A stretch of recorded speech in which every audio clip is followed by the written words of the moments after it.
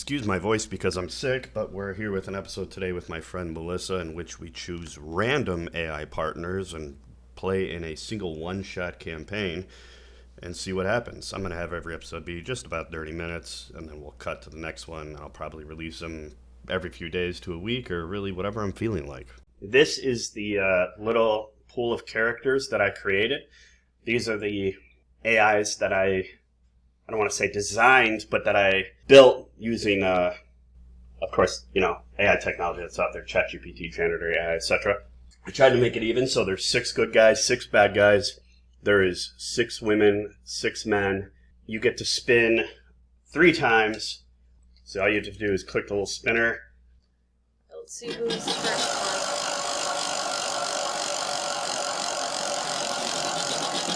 Jinkies, Velma. let's solve some mysteries. Adorable. Right. You got Velma, that's good. Let's see who else. I'm hoping for Eric Cartman. Yeah. Well, Link. all right, your hero has arrived. Oh my god. He's animated version Link. Cringy Link. Yeah. But, Well, that's the one. yeah. Well, well. Who's she? Look what we have here. That is Purgatory. She's a comic book character. Here, I'll pull up a picture really quick. Gooner bait of the comic book world. That's Vampirella and Purgatory. They exist in the same universe, and they've shown up in a lot of the same comics. They're the Gooner bait of the comic world. I think Image Comics does them. Yeah. Do I see an Image Comics? Dynamite. Okay, Dynamite Comics. I thought Image Comics did them. All right, so Dynamite Comics does them. So we got Velma, we have Link, and we have Purgatory. I'm going to go ahead and queue those guys up, and it's going to take me about 2 to 3 minutes to load them up. So I'm going to pause. All right, and we're back. Okay, so I've got everybody loaded up into their little personality profiles. I got all their voices loaded up and their character sheets loaded. Now, hopefully this goes smoothly and they react accordingly. Probably won't, but that's okay. I also have to have this janky set up because Melissa keeps trying to cheat and look at my screen. Oh no. Why don't we start with player introduction? So, Melissa, go ahead and introduce yourself and your player. So I'm Melissa. I'm going to be playing Meladin. Level 2 Paladin. ASMR Paladin. I guess I'm just looking forward to it and see what happens. Great. Let's have Dinkley introduce herself. Velma adjusts her shield, pushing her glasses up the bridge of her nose with a practiced motion. She gives a polite, if slightly distracted, nod toward the armored figure beside her. Jinkies, you must be Meladin, the Paladin. Based on your armor's etching and the sigil on your tabard, I'd estimate you've trained with one of the Northern Knightly Orders, possibly the Order of the Silver Scale. She opens her notebook and begins scribbling a quick reference sketch of his heraldry. I'm Velma Dinkley, scholar, researcher, and, more recently, divinely appointed investigator of magical phenomena. If it's out of place, ancient, or allegedly supernatural, odds are I've got a theory. Or at the very least, a cross-reference chart. She offers a dry smile. Hopefully you don't mind working with someone who prefers logic over lucky guesses. Good. Good for the most part. She talked a little slow. What I'm going to do is I'm going to adjust some settings so she speaks a little bit faster, because she doesn't need to speak that slow. I have a question. What church is my Meladin from? You tell me. I don't know. You didn't pick it when you... I didn't know which one. I'll just do Paylor. Okay, sure. Cool. Purgatory's crimson form rises with feline grace, a smile laced with menace curling across her lips as her glowing eyes settle upon her new companions. A paladin and a cleric. How deliciously naive. Her voice is silk on steel, smooth, low, dangerous. I am Purgatory, vampire goddess, sorceress supreme, mistress of hellfire and blood. She steps forward, the scent of brimstone and roses trailing her aura. Serve me, and you might survive. Cross me, and your entrails will decorate the altar of my ascension. She flicks her gaze between Velma and Meladin.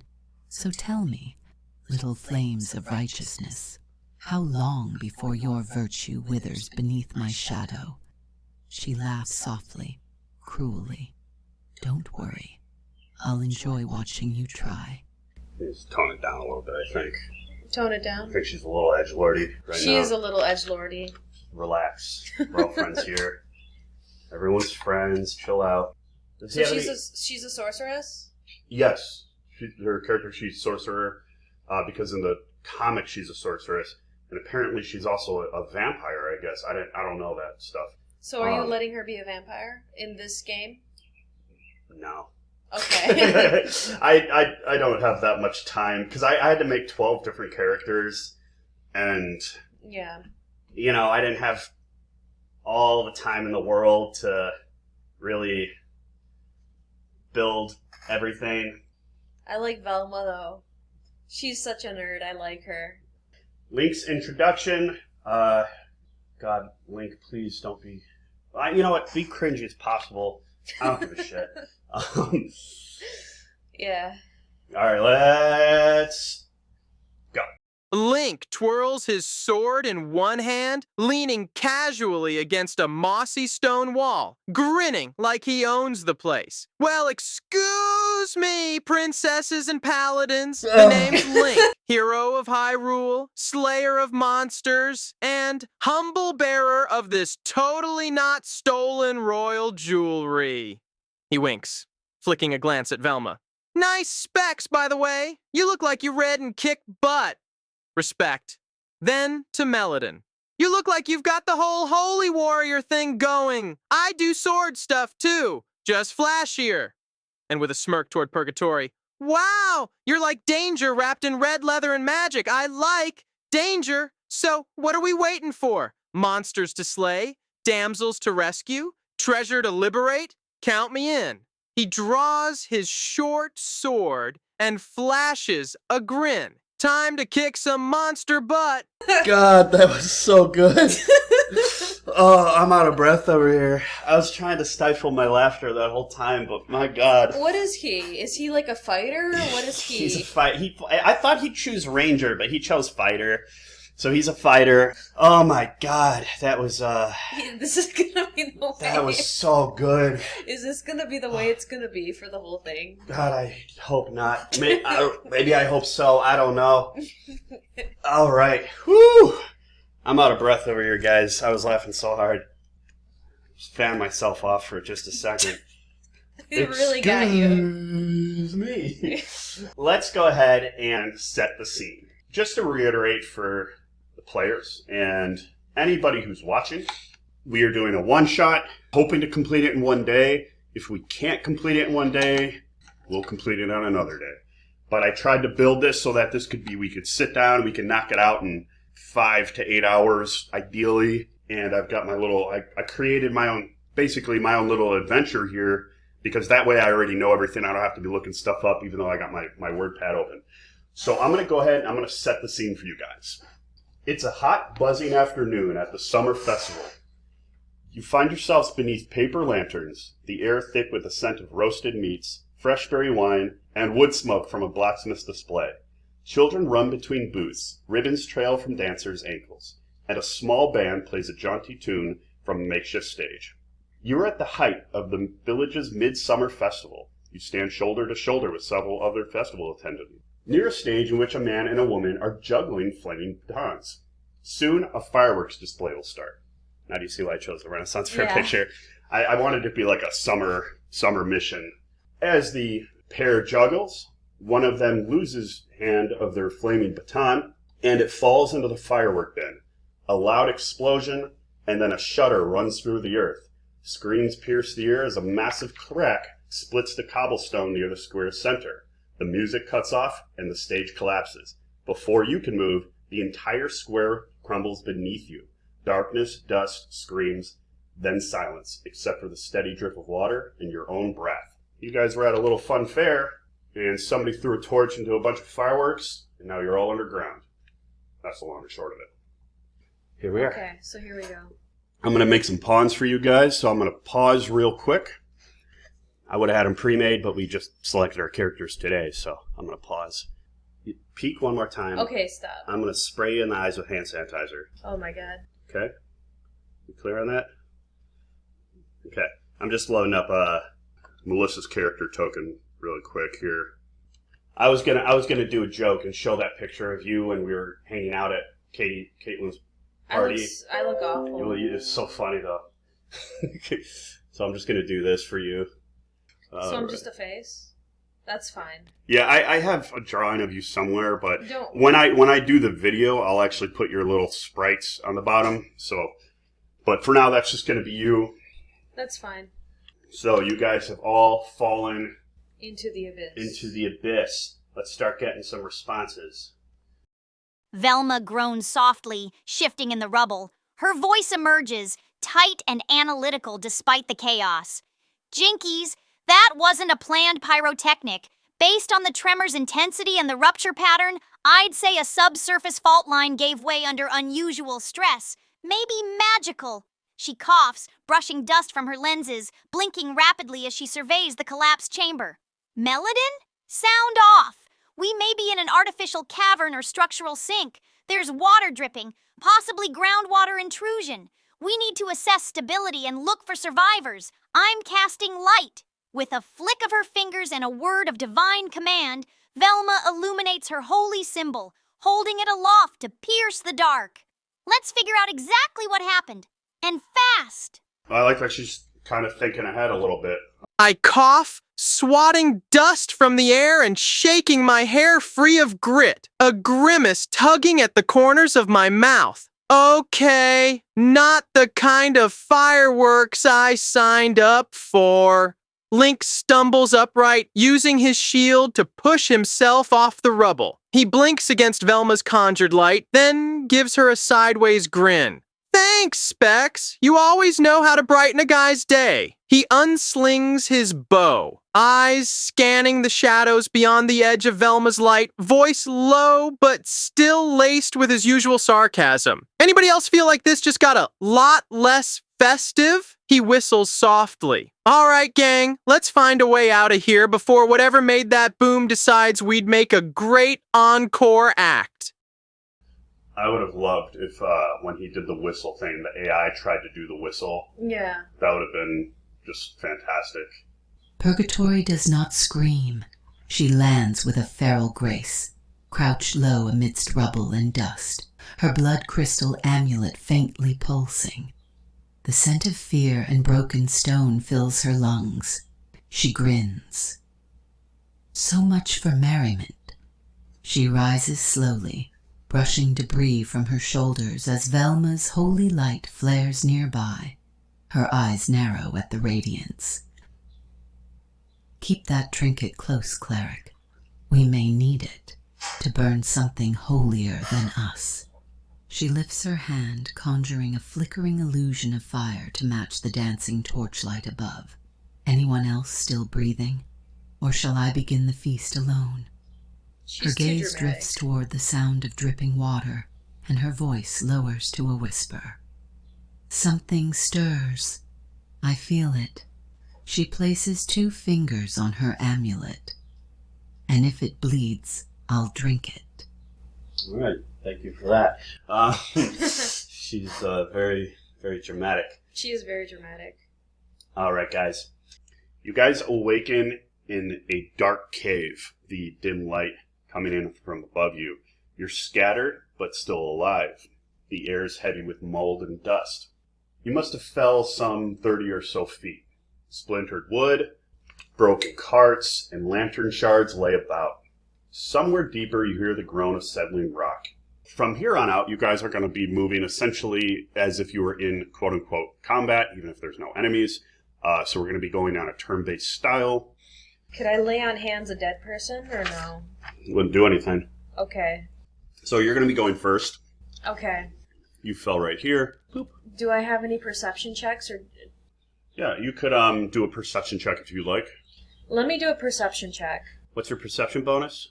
Let me see. Passive perception is 12. What's your perception bonus, though? Where do I check that? Right there, plus. All right, so you got a 20 overall in perception. It is easy for you to locate and find your party members. You also see that one of the performers that was performing on the stage is still alive. but the other one is dead. Nearby, one of the guards that was attending the festival seems to be injured under a plank of wood. So Meladin walks to the injured soldier. Okay. I attempt to free the injured soldier. Okay. Let's have you do a strength check. Okay. So what's your strength bonus? My strength bonus is... It's up there. It's +1. Okay. Let's go ahead and have you roll. Is that 11? Cool. You roll an 11 plus 1. That's a total of 12. You lift the beam, but you're just not quite strong enough to get it off of him. I call over to my party and ask for a little help. Okay. Is that it for your turn? I can lay on hands him, but I don't know if I want to do that yet. I mean, you could... Is lay on hand... That's a spell, right? That's a spell. Yeah, so you have limited spell slots. I'm just saving it, and let me see. Do I have any other heals? No, I don't. Let me see. Spells... Light. You chose light twice. I didn't choose light twice. I don't know what happened. You definitely... Oh, you chose divine smite twice as well. How did I... Okay. I don't know how you did anything. I didn't do that. I had a feeling this would be screwed up. Let's manage your spells. Currently have no known spells. Oh, Melissa. All right, hold on. Let me fix you here. So you're going to have Cure Wounds, Shield of Faith, Divine Smite once, and Detect Poison and Disease. Detect poison and disease? That's what you have now. Damn it. Can I... Nope. Too late, Melissa. You're supposed to make your character I before... tried. Well, it's so easy that you just click on the stuff and you didn't do it. I thought I did that. No, I thought I did that, but it didn't work. Nope. All right. So we're going to go over to Velma's turn. Velma steadies herself, then quickly moves toward Meladin and the pinned guard, stepping lightly to avoid unstable rubble. Her voice is firm, focused. Based on the compression angle, the beam's wedged under debris to the left. Don't pull straight up, lift and roll outward from the fulcrum point. She kneels beside the guard and sets her shield down. I'll assist. We'll need to coordinate the lift. On my count. Velma will use the help action to give Meladin advantage on his next strength check. Then she glances at the others still gathering themselves. Someone check those voices calling out, quickly, before this place becomes a tomb. All right, so she's going to assist you with your next strength tech. I think that's awesome. Yeah. Real quick, I need her to know that Meladin is a man. Meladin is a man? Sorry, Meladin is a woman. She keeps calling you a man. Okay, what's up? You just gave me a side She eye. said understood. All right, let's have Link go next. Are you regretting having Link here? Wasn't my choice. Link narrows his eyes at the collapsed beam pinning the guard, then rolls his shoulders with a theatrical sigh. All right, no need to strain yourselves. I guess the hero can lend a hand. He jogs over beside Meladin and Velma, brushing dust off his tunic. I'll try lifting the beam too. Teamwork makes the dream work, right? Link braces himself against the debris, muscles tensing as he attempts to assist with the strength check, or roll himself if needed, aiming to help free the trapped guard. Don't die on us yet, buddy. We just fell through a festival. That's gotta count as bad luck. I don't think everybody should just pay attention to me. I think that Link is the most retarded player I've ever had. All right, he failed. He's the most retarded sounding player. Like Velma and Purgatory sound normal, Link sounds like an asshole. But that's probably accurate to the show. I don't know. I don't think the whole party should come to me. I think they should do other... Well, that's not up to you, is it, Melissa? It's the AI. You don't get to tell everybody what to do. That's the fun part of D&D, I've learned. Purgatory stalks toward the crushed guard with measured steps, her heels crunching over glass and grit. She casts an unimpressed glance at the others' failed efforts, lips curling. 3 would-be heroes, and not a spine among them strong enough to lift timber? She crouches beside the debris, not to aid, but to examine. Her hand traces the beam, eyes studying its structure, her voice low and silky. You struggle with flesh and bone. I master flame and force. She casts Mage Hand, summoning a spectral claw of faintly glowing red to lift loose shards and lighten the load. Not to do the work, but to aid Melodin's next effort. Then she glances south, toward the groaning performer. If he dies, so be it. But she... Purgatory's grin widens. She owes me her life. I'll make sure she remembers. She gestures for someone to retrieve the woman, or dares them to object. Okay, so she's going to use an assist on you as well, and she also is the only person who's paid attention to these people down here. So, good. So, Melissa, it's back to your turn. I think it's cool that she used Mage Hand because she couldn't reach, like, all the way. She only has 30 feet of movement. So she used Mage Hand to get a ranged assist on you, and Velma's also helping you. So, pretty cool. So, you'll have definite advantage, and I'll give you also +1 in addition to whatever you have if you continue to try and lift. Okay. So I try to lift the beam. Boop. God damn it. We're going to double roll because you have an advantage. You're going to take the higher number. Are you serious? Wow, you suck. It is not meant to be safe. I don't know what to tell you. Yes, you fail again. So even with you in Purgatory helping, Melodin fails her strength check to lift the beam off of the guard. Fucking poor guy. He's like, oh, fuck! I used Peter Griffin as reference art for that one, by the way. So I couldn't find anything better. Velma strains with the others, dust coating her sleeves as the beam barely shifts, then thuds back into place with a splintering groan. She exhales sharply, grimacing. Ugh, jinkies! That wasn't just heavy. It's locked in place from another angle. There may be something pinning it underneath. We'll need to reassess and try a different leverage point. She rises, scanning nearby crates and broken carts. There might be something we can use. Crowbar, pulley, anything with mechanical advantage. Or, she narrows her eyes, we can shift debris from the other side to lessen resistance. She points toward the still-living performer. Meanwhile, someone check on her vitals. If she inhaled dust or hit her head, we'll need to intervene fast. I can heal, but not en masse. Velma begins searching nearby crates for usable tools or objects to assist with lifting the beam. Cool, very smart. She suggests using a crowbar, which would also give you advantage, and comes with most of the initial packs that you guys choose. I like it. Link stumbles back as the beam shifts, barely, and slams back down with a dull crack. He winces and rubs his shoulder. Well, excuse me, physics? He scans the area quickly, eyes catching on broken carts and scattered debris. Then he perks up and points with his sword. Hey, I got a crowbar in my items. All right, let's pry this thing off before the poor guy under there joins the dead square. I assume with that he means he wants to do a strength check and use his crowbar. So I'm going to go ahead and roll for him. He gets advantage. Come on. God damn it! Even with crowbar, it's not enough. Wow. You guys just cannot get this thing off him. Oh my gosh. You guys just are struggling. Oh my god, Purgatory. Okay, here we go. It's bad, right? Well, we'll see.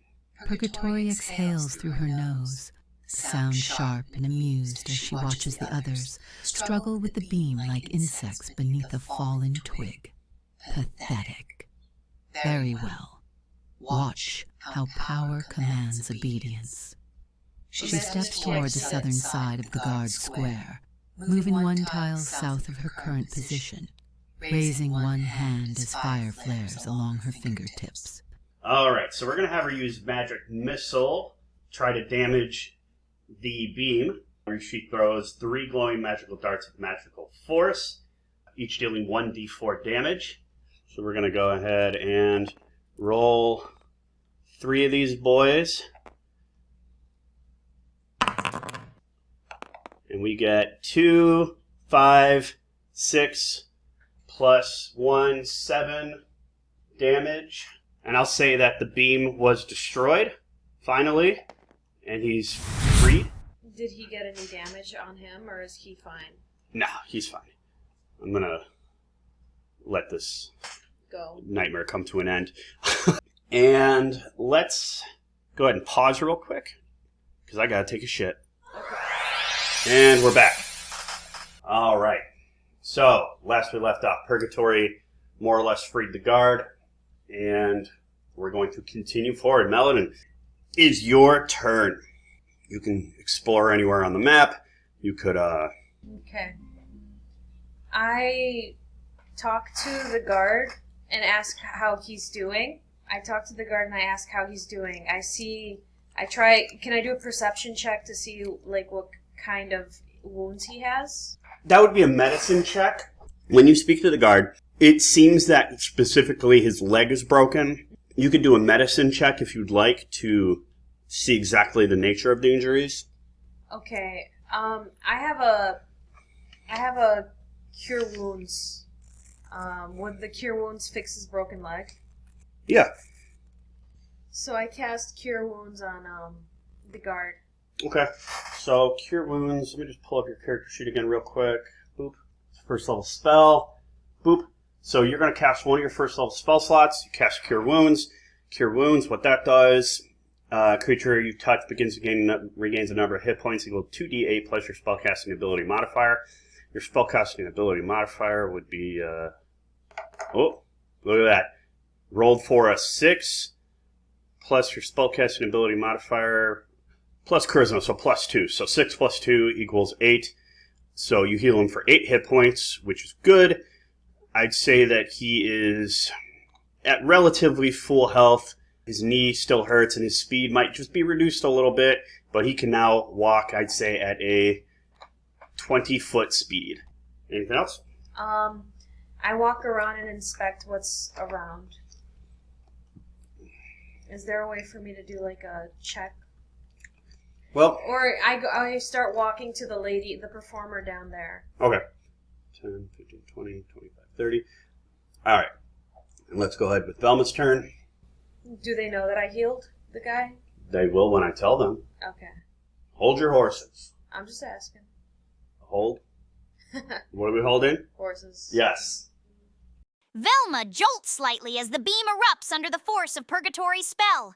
Well, that's one way to bypass structural resistance, she mutters, brushing dust off her skirt and adjusting her glasses.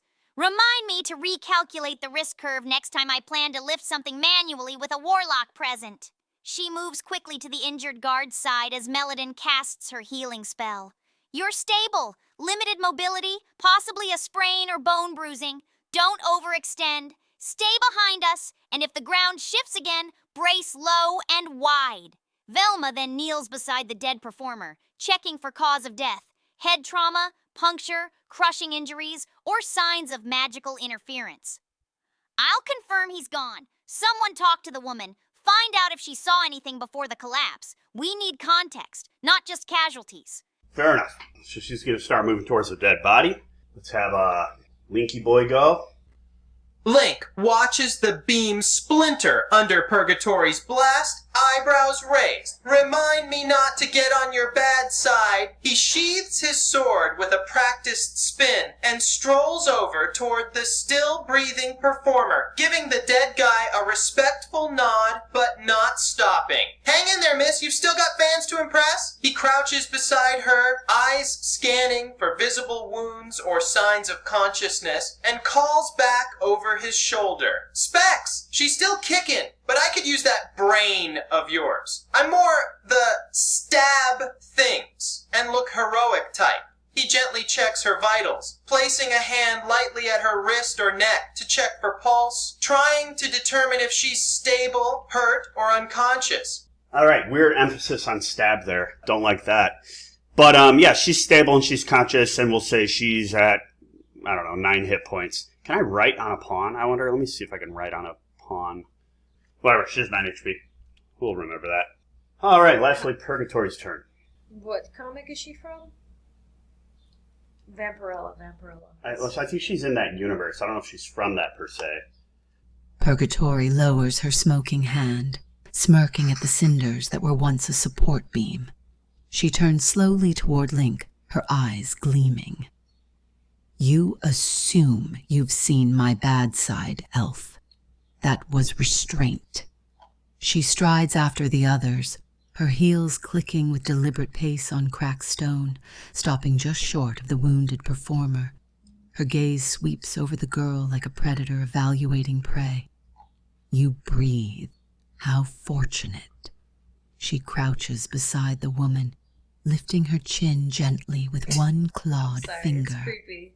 You owe your life to me, and I always collect. With Why that, does she think Purgatory stands and turns away, crimson eyes scanning the deeper darkness ahead. Because otherwise, people aren't going to be able to hear what they're saying. But why does she think that the person owes her life? I don't know. I have no idea. I don't think that she does. In my personal opinion, I don't get it. But now it's your turn. Okay. So, I cast lights. I cast a light spell on. I find a piece of wood. I cast light spell on. No. I cast light spell on my shield, and I decide to go exploring the darkness. All right, so you're going to start heading up. Yes. Okay. So I use my shield like a flashlight. Stay tuned for another episode in which hopefully our party doesn't spend 30 minutes trying to get a beam off of a civilian.